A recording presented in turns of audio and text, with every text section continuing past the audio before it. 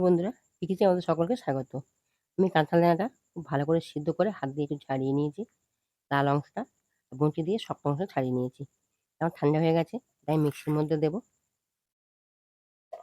এর সাথে ২ টো এলাচ, একটু দারচিনি দিয়ে দিলাম।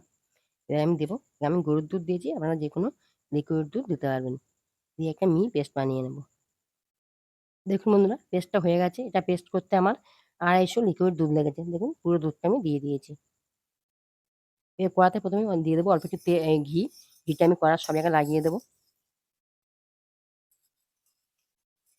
এবার ঘিয়ের মধ্যে পেস্টটা দিয়ে দেবো। দেখুন কত সুন্দর একটা মিহি পেস্ট হয়েছে।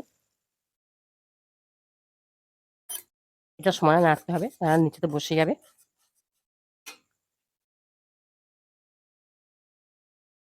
এবার দেবো সামান্য লবণ, যেকোনো মিষ্টিতে লবণ দিলে ভালো লাগে। এবার চিনিটা যে যেমন মিষ্টি খাবেন সেই বুঝে দেবেন। এবার নাড়তে থাকবো। দেখুন অনেকটা মোটা হয়ে গেছে। এবার আমি দিয়ে দেবো কিছুটা গুঁড়ো দুধ। দিয়ে এটা আমি নাড়তে থাকবো। দেখুন এটা অনেকটা মোটা হয়ে গেছে।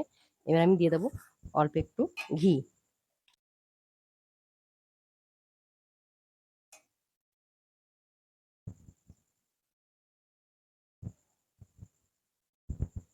দেখুন এটা আমার হয়ে গেছে।